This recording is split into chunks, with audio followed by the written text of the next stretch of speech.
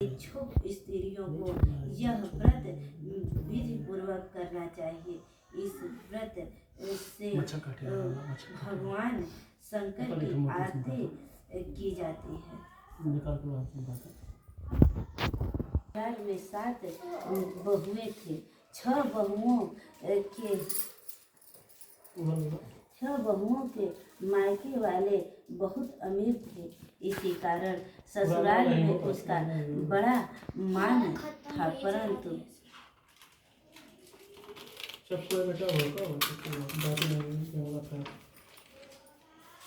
परंतु छोटी के मायके में कोई न था। वह घर का सारा काम काज करते, सबकी सेवा करते, पर कोई भी उससे प्यार नहीं करता। सभी दुत्कारते रहते। तीज त्योहारों पर भी जब उसके मायके से कोई न आता तो वह बहुत दुखी होती। हर वर्ष की तरह इस वर्ष भी करवा चौथ का व्रत आया।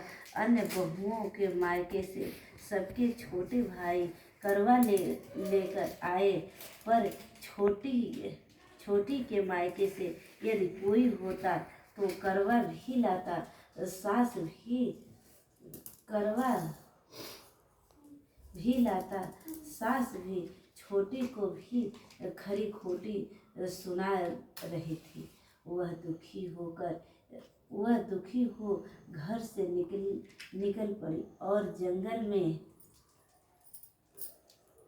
जंगल में जाकर रोने लगी। एक नाग बहुत देर से उसका सुनता रहा। अंत में वह अपने बिल से निकल आया और छोटी बहू से पूछने लगा, बेटी क्या बात है, तुम रो क्यों रही हो? छोटी बहू बोली, आज करवा चौथ है, मेरा कोई भाई नहीं है।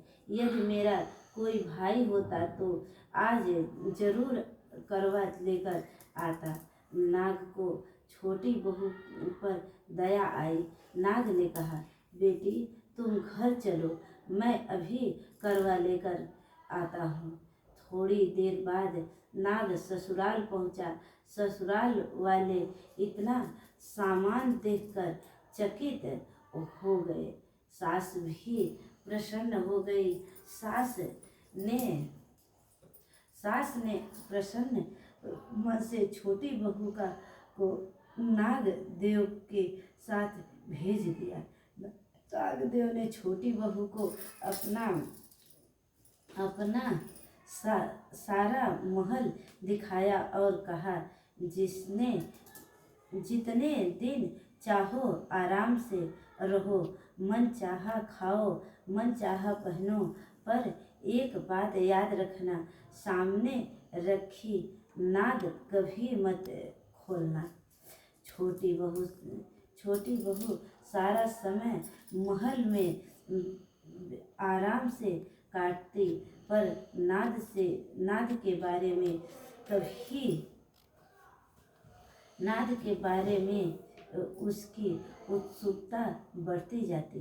एक दिन जब घर में कोई नहीं था, उसने नाद को उठाकर देखा तो हजारों छोटे छोटे सांप के बच्चे इधर उधर रेंगने लगे। उसने जल्दी ही नाद ढक दी। जल्दी में एक सांप की पूंछ नाद के नीचे आकर कट गई। शाम को नाग के आने पर छोटी ने अपनी गलती स्वीकार कर ली। नाग ने भी उसे क्षमा कर दिया। जब छोटी ने ससुराल आने की इच्छा की तो उसे धन रत्न आदि देकर विदा किया। छोटी के ससुराल में उसकी बड़ी इज्जत होने लगी। जिस सांप की पूंछ कटी थी उसे भी बड़ा कहकर बंडा कहकर तंग करते। एक दिन उसने अपनी माँ से पूछा कि मेरी पूंछ कैसे कटी है। माँ ने कहा कि छोटी बहू के नाद उठाने और जल्दी जल्दी में रखने में ही तुम्हारी पूंछ कटी है। तो वह बोला कि मैं छोटी से बदला लूँगा। माँ के बहुत समझाने पर भी वह एक दिन चुपचाप छोटी के घर जा छुपा और मौका पाकर उसे काटने की सोचने लगा। वहाँ छोटी बहू और उसकी सास में किसी बात पर बहस हो रही थी। तो छोटी